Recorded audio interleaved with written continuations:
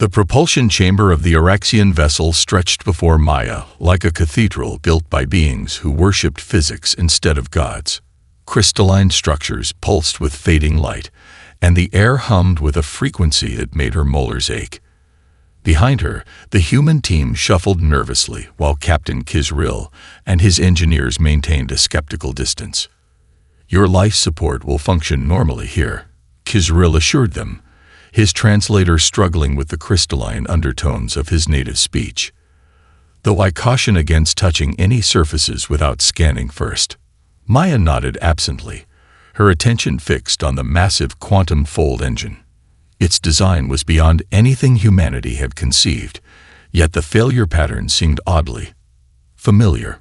She approached a section where the crystalline matrix had fractured, creating a spider web of hairline cracks across a structure that should have been maintaining perfect molecular alignment. "This is your primary failure point," she said, pointing to the fractured crystal. "The quantum field is leaking through these stress fractures." The Oraxian chief engineer, Tizkat, stepped forward, crystal limbs clicking in what Maya was beginning to recognize as surprise. "How could you possibly know that? Your species hasn't even harnessed basic quantum field technology." Maya smiled. "We may not build quantum engines, but we understand structural integrity failure. This is material fatigue at the molecular level. The pattern is consistent regardless of the technology." She pulled out her tablet and displayed the simulations she'd been working on during the journey to the ship. "Your engine creates a quantum fold in spacetime, but the containment field puts enormous stress on these crystalline matrices. Over time, microfractures develop, especially along these junction points." Captain Kizril's crystalline form shifted hues from deep blue to a curious purple. "If you understand the problem, can you repair it?" "Not conventionally," Maya admitted. "We don't have the materials or technology to recreate your quantum matrices, but we might be able to stabilize them long enough for you to reach your nearest repair facility." She turned to her team. "Dr. Patel, remember the graphene superconductor experiments we did for the Jakarta project? And Taurus, we'll need those nanomaterial samples from the Artemis program." The team dispersed to retrieve equipment from their shuttle, while Maya continued examining the engine. She ran her scanner over the largest fracture, recording the quantum fluctuations. The patterns pulsed in a way that reminded her of harmonic resonance, like a crystal glass about to shatter from a sustained note. "Your quantum field is out of alignment," she murmured, more to herself than the aliens. "It's creating a feedback loop that's accelerating the degradation."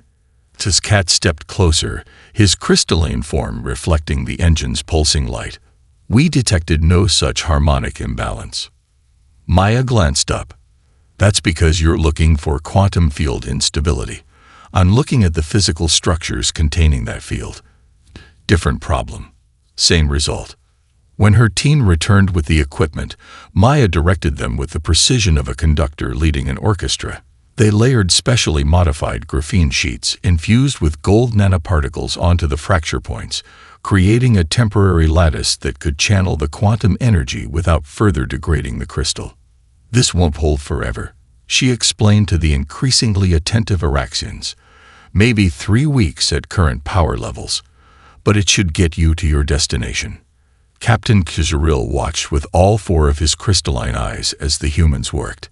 "In 3,000 cycles of space travel, we've never encountered a species that could improvise repairs to technology they don't possess." Maya secured the final connection and stepped back. "Humanity has always been good at fixing things, Captain. It's kind of our specialty." When they activated the containment field, the quantum harmonics stabilized immediately. The engine's glow strengthened from sickly pale blue to vibrant azure. The Oraxian engineers exchanged glances that needed no translation. Pure astonishment. "It works," Tizkat said, his voice carrying an unmistakable note of disbelief. "Your primitive materials are actually containing a quantum fold field." Maya smiled as she watched her team's improvised repair hold steady. Sometimes the simplest solutions work on the most complex problems. What none of them realized, as the Oraxians celebrated their restored engines, was that this moment would soon echo across the stars.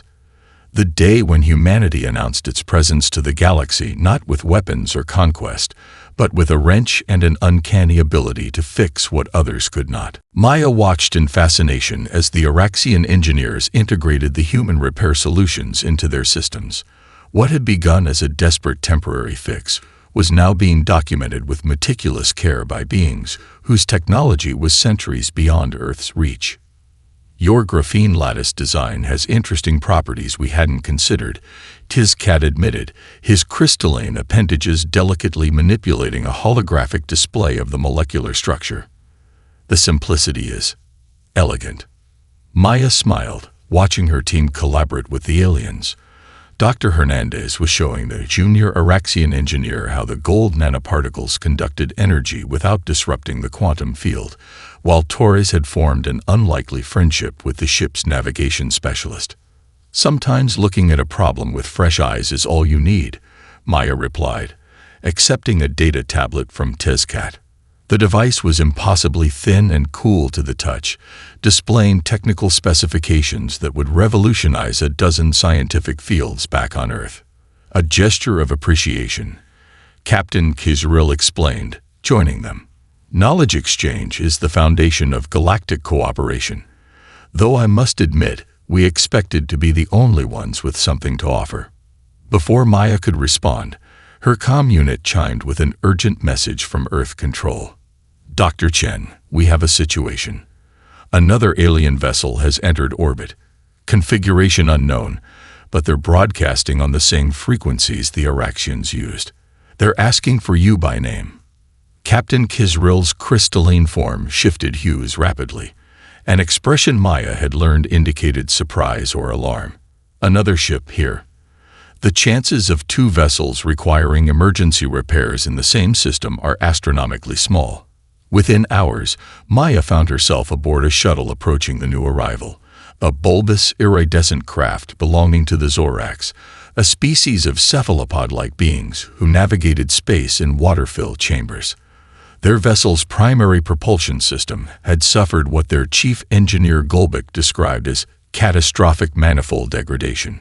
How strange that it would fail precisely within range of the only planet that recently helped the Oraxians, Maya commented as she studied the diagnostic data. The Zorax engineer's tentacles rippled in what might have been discomfort. "Cosmic coincidence," Gulbik burbled through his translator. "Though rumors of your repair capabilities have traveled quickly through subspace communications." Maya raised an eyebrow, but focused on the problem at hand. The Zorax engine used principles entirely different from the Oraxian quantum fold drive. A plasma-based system that manipulated dark energy fields. Yet when she accessed the core, she found damage patterns eerily similar to what she'd seen before.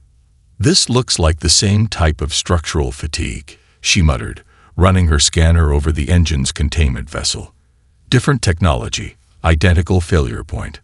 Back in her makeshift lab on Earth's orbital platform, Maya compared holographic models of both alien engines side by side. Despite their different operating principles, both had failed along junction points where energy containment met physical structure. "It's like they were designed to break in the same places," Torres observed, peering at the models. "Or designed by the same engineer with a blind spot," Maya suggested, her mind racing with implications. Later that night, as Maya reviewed the technical data gifted by the Oraxians, her tablet pinged with a notification. A third alien vessel had been detected entering the solar system, broadcasting a distress signal citing propulsion failure. Captain Kizril's message arrived moments later. "Dr. Chen, this is unprecedented. The Vorkan rarely venture this far from the galactic core. Something is happening that I don't fully understand." Maya stared out her window at the twinkling lights of the orbital platform under construction, Earth's first true spaceport, built in response to the sudden alien traffic. In just 2 months, humanity had gained more technological insight than the previous century of research had provided. "They're testing us," she whispered to herself, watching as shuttles ferried materials to the growing structure. But why? She didn't notice the small drone hovering outside her window, its optical sensors focused on her workspace, transmitting data to a cloaked vessel beyond Neptune's orbit, where representatives from 12 spacefaring civilizations watched Earth with growing interest. The observation deck of Orbital Platform Alpha offered Maya an unparalleled view of humanity's new reality. 7 alien vessels of various configurations hovered in Earth's orbit, their hulls reflecting sunlight in ways that still made her breath catch. Below, the blue-green curve of Earth seemed somehow smaller now, more fragile in context of the vast interstellar community they had suddenly joined. The Cularian delegation has arrived for the 1400 meeting, Raj informed her, handing over a tablet. And the material samples from the Tralaxian cooling system are ready for examination. Maya nodded, her eyes still fixed on the newest arrival, a crystalline structure that resembled a massive snowflake, belonging to a methane-breathing species called the Fandorans. Their transmission had cited critical thermal regulation failure as the reason for their unscheduled visit to Earth. "Let me guess," Maya said, scanning the preliminary report. "Molecular degradation along the primary junction points." Raj smiled tiredly. "Got it in one. Same pattern, different technology. That makes 7 for 7. 6 months ago, Maya had been an aerospace engineer with a knack for solving difficult problems. Now she was director of Xenotechnological Integration for the International Space Repair Authority, overseeing teams of engineers working on technologies humans had never imagined before the Oraxians arrived. "Something isn't adding up, Raj," she said quietly as they walked toward the laboratory section. "These species claim to have evolved independently across thousands of light years. Their technologies operate on completely different principles, yet they're all failing in nearly identical ways, and all within range of Earth. Maybe we're just conveniently located," Raj suggested without conviction. Maya smiled wryly.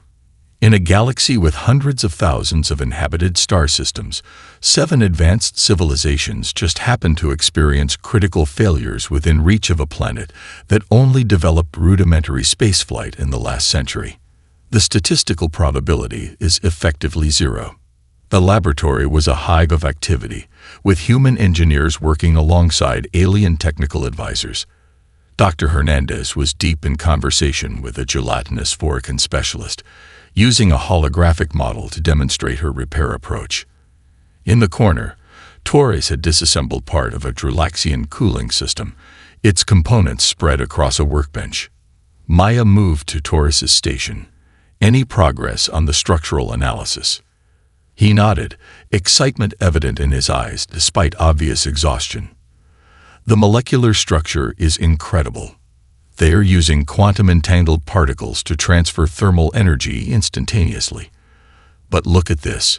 He pointed to a microscopic section of the component. "I found something embedded in the material matrix." Maya leaned closer as Torres adjusted the magnification. Tiny symbols, barely visible even at maximum enhancement, were etched into the material itself. "Some kind of manufacturing mark," she suggested. "That's what I thought at first," Torres replied. "But I found identical markings on components from the Cularian shield generator." He pulled up a comparison image, and here, on the Vorican navigation array. Maya stared at the evidence, her mind racing. The symbols were identical. Not similar, not comparable, but exactly the same, down to the microscopic imperfections in their patterning. "Have you shown this to any of our alien guests?" she asked carefully. Torres shook his head. "I wanted you to see it first. This can't be a coincidence, Dr. Chen." "No," Maya agreed. "It can't be." Later that evening, in her private office, Maya compiled everything they'd discovered. Different alien species with supposedly independent technological development, all carrying components with identical manufacturing marks, all experiencing similar failures that brought them to Earth. She created an encrypted file, adding Torres's findings and her own observations. As she worked, a notification appeared on her screen, a transmission from the Galactic Concord, the loose federation of spacefaring civilizations that most of their visitors claimed membership in. The message was addressed directly to her. "Dr. Maya Chen, Your presence is formally requested at the Centennial Technology Summit on Vexillar. The Concord High Council wishes to discuss Earth's unprecedented repair capabilities and potential membership considerations. Maya read the invitation twice, her finger hovering over the acceptance button. Whatever game was being played, it was time to change the rules. Earth wasn't just going to be a convenient repair stop for passing aliens. They were going to discover the truth behind these coincidental failures. She accepted the invitation and added a final note to her encrypted file. Follow the manufacturer's marks. Ambassador Vox-Nem's 7 eye stalks swiveled independently, taking in every detail of the repair bay from different angles simultaneously. The gelatinous diplomat from the Galactic Concord moved with surprising grace for a being that appeared to be mostly liquid contained within a semi-permeable membrane suit. Fascinating methodology, he commented as Maya led him past a team retrofitting the Zorax atmospheric regulator. Your engineers are applying principles from one species' technology to another's. Maya nodded. We call it cross-disciplinary application. If something works in one context, we see if it can be adapted to another. The ambassador's translator produced a sound that might have been a chuckle. Most species specialize. The Cularians focus exclusively on shield harmonics, the Vexillarians on spatial folding. Your humans seem comfortable jumping between entirely different domains of knowledge. They paused to watch Dr. Hernandez demonstrate to a mixed team of human and alien engineers how the thermal distribution system from a Fandoran vessel could be modified using principles from Araxian crystal matrices. The aliens looked simultaneously impressed and uncomfortable with the improvisation. We haven't had the luxury of specializing, Maya explained. Earth developed in isolation. Our engineers need to understand fundamental principles rather than specific implementations. Vox-Nem's central eye stalk fixed on her, a unique developmental path. Some might call it advantageous. At the far end of the repair bay, Maya's pride and joy came into view. What the engineering teams had dubbed the crazy wall. A massive interactive display covered with diagrams, schematics, and connection maps showing how seemingly unrelated alien technologies shared underlying principles. This is where we map relationships between different systems, Maya explained, activating the display. For example, we discovered that Dralaxian cooling technology and Cularian shield harmonics share mathematical symmetries, despite using different physical mechanisms. Several of Vox-Nem's eye stalks recoiled slightly while others moved closer to the display. You look for patterns across disparate technologies, most unusual. It helps us understand the underlying physics, Maya replied, noting the ambassador's reaction. Is this approach uncommon in the Concord? Engineers are typically trained for specific systems, Vox-Nem answered carefully. Standardization ensures compatibility across member worlds. Your creative approach is considered unorthodox. Maya smiled. Unorthodox has its advantages. We've improved efficiency in every system we've repaired. Later, during a private dinner in the station's diplomatic quarter, Vox-Nem's demeanor shifted. His gelatinous form pulsed with subtle bioluminescence as he leaned closer across the table. I must speak candidly, Dr. Chen. Your repair stations have become a topic of significant debate within the Concord High Council. Maya set down her utensils. I assumed we were providing a valuable service. Indeed, perhaps too valuable. Vox-Nem's voice dropped to a near whisper. Some Concord members are concerned about Earth's rapid technological advancement. Others are more concerned about your methodologies. Our methodologies. Humans approach technology like a puzzle to be solved, not a standard to be maintained. You improve systems rather than simply restoring them to original specifications. The ambassador's central eye stalk fixed on her intently. Do you understand the implications? Maya considered her words carefully. We see opportunities where others might see only problems. Precisely. Vox-Nem extracted a data crystal from a compartment in his environmental suit. This contains coordinates and credentials for Vexillar, the manufacturing heart of the Concord. You have been invited to the Centennial Technology Summit. the first non-member species ever to receive such an invitation. Maya accepted the crystal, noting its unusual weight and opalescent sheen. Why me specifically? Vox Nem's form pulsed with colors Maya couldn't interpret. The Concord is divided on what humans represent. Some see potential allies with fresh perspectives. Others see. He paused. Disruptors of a carefully balanced system. And which side are you on, Ambassador? All 7 eye stalks focused on her simultaneously. I believe the galaxy has maintained equilibrium for too long, Dr. Chen. Stagnation can appear stable until it suddenly isn't. He rose from his seat with fluid grace. The summit begins in 30 standard cycles. I suggest you prepare thoroughly. Not everyone will welcome your presence. As the ambassador departed, Maya examined the data crystal, turning it under the light.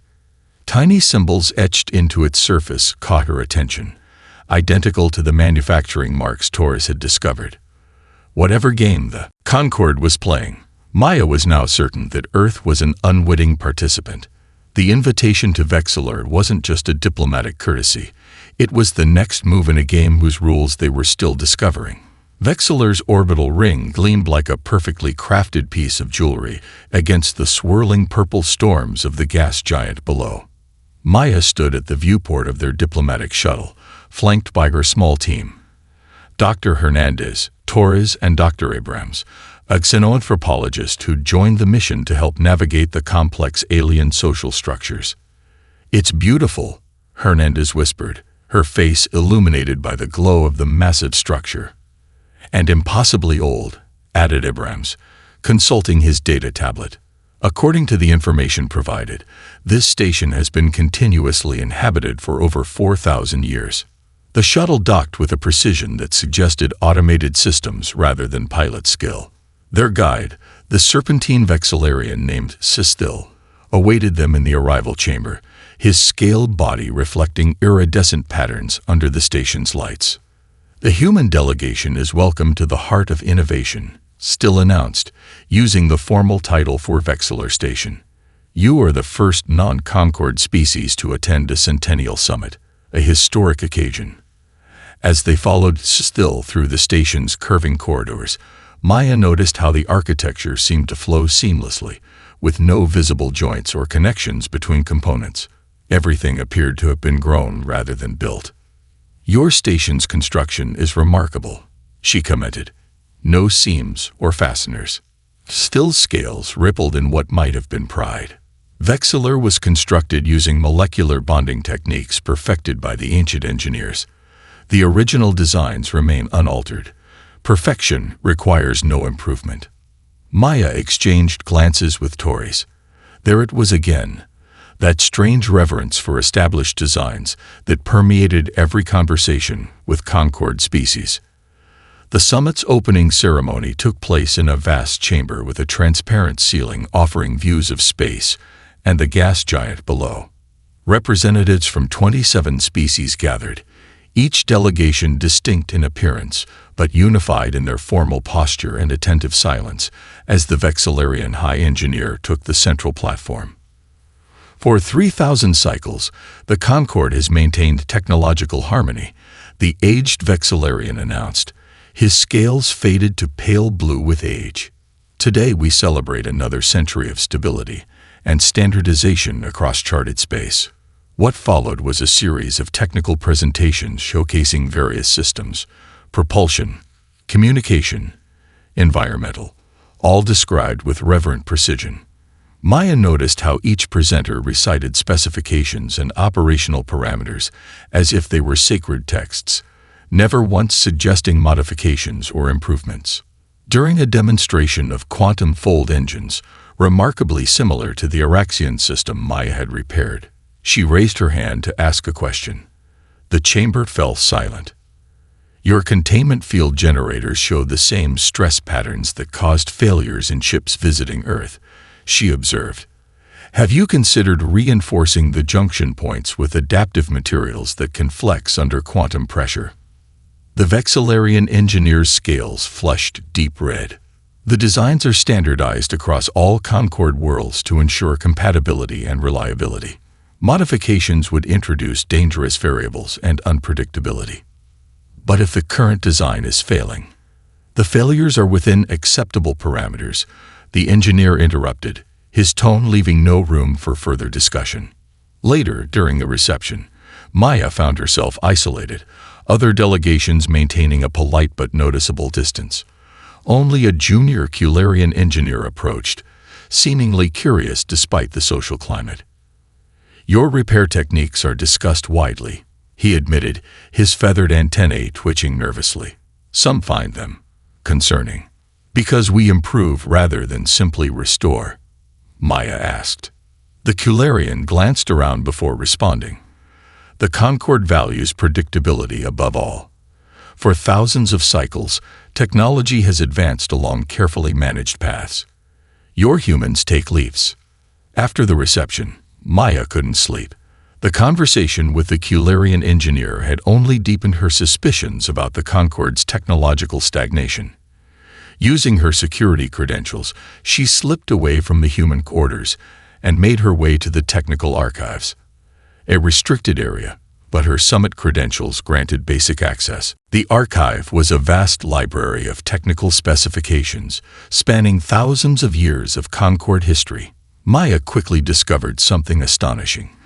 Designs from 3,000 years ago were virtually identical to current implementations, with only minor refinements. It wasn't evolution. It was iteration within strictly defined parameters. As she accessed deeper records, an alarm suddenly blared. Security protocols activated, locking down terminals. Maya grabbed what data she could, downloading schematics to her personal device as heavy footsteps approached. A scaled hand suddenly grasped her shoulder, pulling her into a maintenance shaft. Maya found herself face to face with an elderly Vexillarian. His scales faded almost to white. "Foolish human," he hissed, but there was no malice in his voice, only urgency. "The archives are monitored for unauthorized pattern searches." "Who are you?" Maya demanded. "One who has studied your repairs," he replied, pressing a crystalline data key into her palm. "Find the architects before the council decides your species is too dangerous to remain independent. What you discovered here is only the beginning." The return journey to Earth passed in tense silence. Maya and her team had been politely but firmly escorted from Vexillar Station, following what officials termed a security misunderstanding. Only Ambassador Vox Nem's intervention had prevented a more serious diplomatic incident. In the shuttle's secure conference room, the holographic data extracted from the stolen crystal hovered before them, casting eerie light across their faces. Dr. Abrams leaned forward, his expression grave as he annotated sections of ancient text. "If these records are authentic, they rewrite our understanding of galactic civilization," he said. "According to this, thousands of developing worlds were systematically visited by entities called the Architects between 30 and 25,000 years ago." Tories manipulated the display, expanding a section showing schematic diagrams. They provided standardized technology packages to pre-spaceflight civilizations, like giving interstellar travel to Bronze Age societies. Creating instant technological dependencies, Maya added, the implications becoming clear. Species that would have developed their own unique technologies instead became consumers of standardized systems they couldn't fully understand. Hernandez studied the scrolling data. But why? Why interfere with natural technological evolution? "Control," Maya said softly. "If you provide the technology, you control its development path." These civilizations advanced, but only along predetermined channels. The display shifted to show a star map with thousands of worlds marked in blue and a much smaller number in red. Earth was among the red markers. "The bypassed worlds," Abrams explained. "For unknown reasons, these planets never received architect technology packages. They were left to develop naturally." Earth wasn't special, Maya realized. We were just overlooked. As they approached Earth, Maya received a priority alert from Raj. 7 alien diplomatic missions had simultaneously requested emergency meetings with UN officials. The coincidence sent a chill down her spine. Within hours of landing, Maya found herself in ISRA's high-security conference room. Orbital defense systems had been quietly activated, and intelligence agencies worldwide were on high alert. "We've confirmed your findings," the UN Secretary-General told her, his face drawn with concern. "Several diplomatic compounds have been conducting extensive surveillance of our research facilities." When confronted, the Galactic Consortium admitted to monitoring Earth's technological development pattern. A holographic display activated, showing intercepted communications between alien embassies and their homeworlds. The communications were encrypted, but patterns of data transmission had spiked following Maya's return from Vexillar. The door slid open, and to Maya's surprise, a Dralaxian representative entered. Ambassador Krell, their liaison to the ISRA. His crystalline exoskeleton seemed dimmed, lacking its usual luster. "I have been authorized to speak candidly," he announced, his translator conveying an unusual emotional overtone. "What you discovered on Vexillar has forced a crisis within the Concord High Council." Maya studied the alien diplomat. "You've been spying on us." "Observing," Krell corrected. "Earth represents something unprecedented, a world that developed spaceflight independently, without the technological framework provided by the architects. And that makes us dangerous," Torres asked. "It makes you unpredictable," Krell replied. "For 25,000 years, technological development throughout known space has followed established patterns. Systems remain compatible because they share common design principles established by the architects. Principles that include deliberate failure points," Maya noted sharply. Krell's crystalline structure pulsed in what might have been discomfort. "Planned obsolescence ensures regular replacement and maintains the technological equilibrium. Your repair innovations threaten this balance." The Dralaxian moved to the central display and inserted a data device. A strategic map appeared, showing Concord fleet movements. "The Concord is divided into factions," he explained. "The stabilization bloc believes Earth must be quarantined until humans can be properly integrated into standard technological frameworks, essentially resetting your development to follow approved patterns." "And the other faction?" the Secretary-General asked. "The progressive minority, which includes my people, sees potential in Earth's innovative approach. But we are outvoted." Krell's translator conveyed genuine regret. "The stabilization fleet will arrive within 90 of your days. They will establish a containment field around your solar system, isolating Earth until the Council reaches a final decision." Maya studied the fleet schematics Krell had provided, already noticing patterns and potential weaknesses in their supposedly perfect designs. She caught Torres's eye, and a silent understanding passed between them. "Ambassador," she said carefully, "before your people commit to this course, there's something you should know about humans. We've never responded well to being contained." The emergency session of the United Nations Security Council stretched into its third hour. Military leaders from a dozen nations presented increasingly aggressive defense strategies, each more desperate than the last.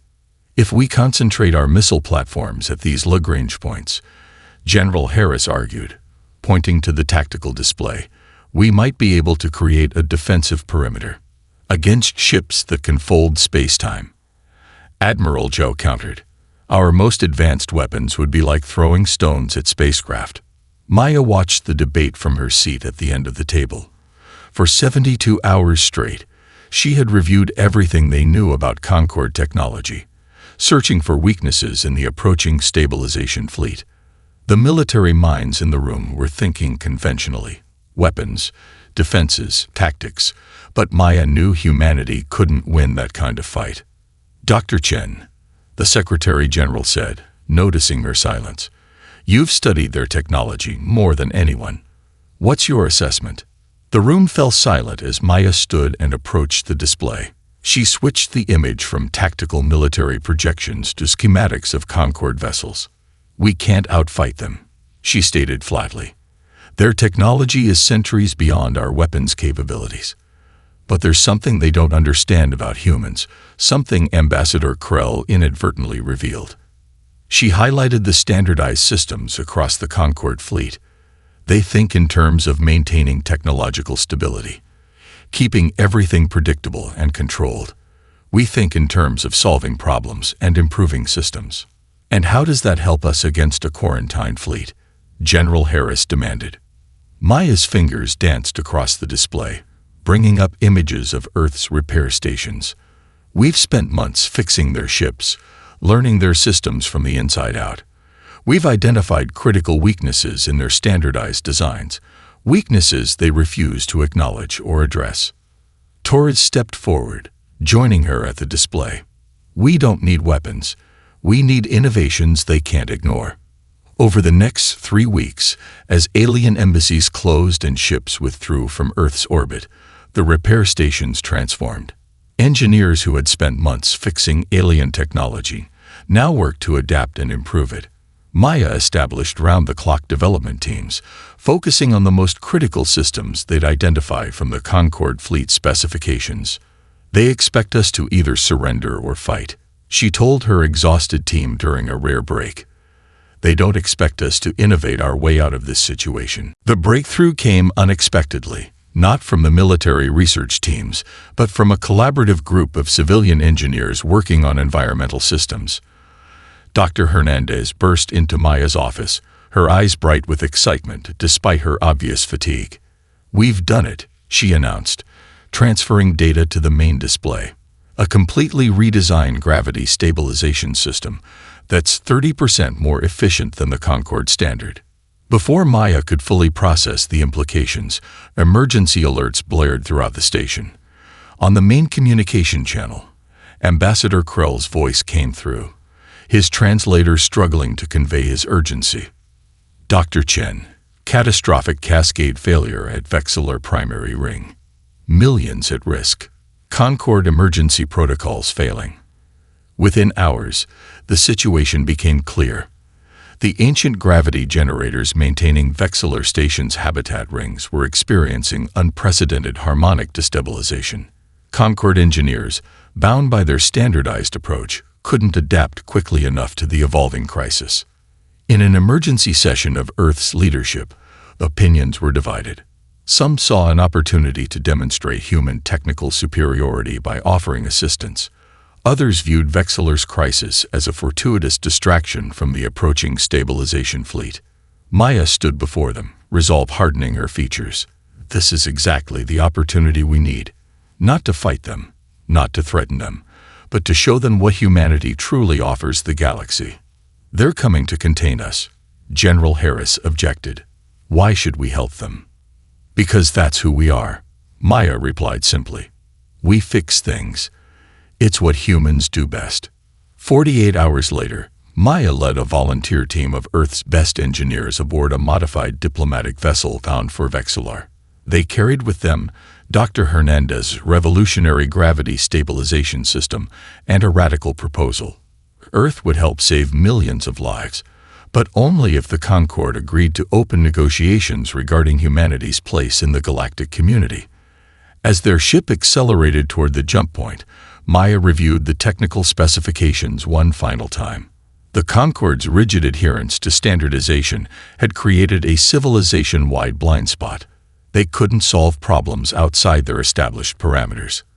Earth's greatest strength wasn't military might or even technological advancement. It was adaptability, creativity, and the uniquely human drive to make broken things work again. They think they're coming to fix us, she murmured to herself as stars streaked past the viewport. We're going to show them that we're the fixers the galaxy has been waiting for. The observation deck of Innovation Station Alpha, formerly Orbital Platform Alpha, offered Maya an unparalleled view of humanity's transformed reality. 5 years had passed since the Vexillor crisis, and Earth's orbital space now bustled with activity that would have been unimaginable before the first damaged Araxian vessel limped into orbit. Ships of radical new designs docked alongside vessels representing dozens of civilizations. Some followed traditional Concorde patterns, others showcased the distinctive organic curves of Tyrellian biocrafting, or the dimensional folding aesthetics of Vogue architecture. All had come not because they were damaged, but because they sought improvement. The Nix delegation is ready for the innovation exchange, Raj informed her, now serving as director of interspecies collaboration. He had aged these past years, as had they all, but his eyes remained bright with the excitement of constant discovery. And the prototype integration? Maya asked, watching a sleek vessel depart the station, its hull shimmering with the distinctive ripple effect of the new hybrid drive system, a combination of architect-derived technology and independently developed innovations. The Tyrellians confirmed full compatibility with their organic computing matrices, Raj replied with evident satisfaction. It's the 14th successful cross-species technology integration this month. Maya smiled, remembering how impossible such collaboration had once seemed. The emergency mission to save Vexeler Station had been the turning point. Human engineers implementing solutions that the rigid Concord protocols couldn't accommodate. Millions of lives saved, and the political leverage gained have forced open diplomatic channels that the stabilization faction couldn't close. The Innovation Alliance had grown from that moment. First came the Tyrellians, who had developed biological computing without architect influence. Then the Nix, whose particle manipulation technology had evolved along entirely different principles. One by one, the bypassed worlds found each other, sharing technologies, untainted by the architects. Standardization. The Concord had fractured along ideological lines, with progressive factions breaking away to join the alliance while traditionalists retreated into increasingly isolated enclaves, clinging to their ancient, unchanging systems. Dr. Chen. A melodic voice called from behind her. Maya turned to see Ambassador Tizcat, once the skeptical Araxian engineer who had doubted humans could repair his vessel, now the Araxian representative to the Innovation Alliance. The central chamber is prepared for the anniversary gathering, he informed her, his crystalline form shimmering with colors that Maya had learned to recognize as excitement. Representatives from all 14 founding worlds await. Maya nodded and followed the Araxian through the station's curved corridors, marveling at how seamlessly the architecture blended elements from a dozen worlds. Human pragmatism alongside Vogue dimensional aesthetics and Tyrellian organic growth structures. The central chamber hummed with activity as delegates from the 14 bypassed worlds mingled with representatives from 32 former Concord civilizations that had joined the Alliance. On a raised platform, Taurus was demonstrating the latest propulsion breakthrough to an enraptured audience, a hybrid system that combined principles from 3 different technological traditions. Maya took her place at the speaker's podium, looking out at the gathering of species who had chosen innovation over stagnation. The old enmities had faded as the benefits of collaboration became impossible to ignore. Even some traditionalists had begun sending observers to alliance exchanges, though they would never publicly admit their interest. 5 years ago, we discovered that most of the galaxy had been locked into predetermined technological paths. Maya began, her voice carrying across the hushed chamber. The architects, whoever they were, created a system where civilizations became users rather than creators, consumers rather than innovators. She gestured to the gathered representatives. Together, we chose a different path. Not standardization, but collaboration. Not limitation, but possibility. The Alliance doesn't dictate how technology should develop. It creates spaces where different approaches can combine in ways no single species could imagine alone. On the massive display behind her, images appeared of the projects that had defined the Alliance's first 5 years. The dimensional communication network that had reduced interstellar transmission times by 70%. The adaptive shield harmonics that protected ships from previously insurmountable space phenomena. The environmental systems that had reclaimed 3 worlds previously considered uninhabitable. We still don't know why the architects seeded technology throughout the galaxy, Maya continued. Perhaps their intentions were benevolent, perhaps not. But we do know this. True innovation comes from diversity of thought, from the freedom to question, to experiment, to fail, and to try again. As she looked out at the chamber filled with beings from across the galaxy, Maya felt a profound sense of purpose. Earth hadn't conquered the stars through military might or technological dominance. Instead, humans had shared their most fundamental quality, the drive to fix what's broken and make it better than before. The mystery of the original architects remained unsolved, but their age of technological constraint had ended. The future belonged to those who refused to accept limitations, who saw problems as opportunities, and who believed that every system, no matter how ancient or standardized, could always be improved. Maya smiled as the chamber erupted in the various sounds of approval from a dozen different species. Today, we are all architects of our own future.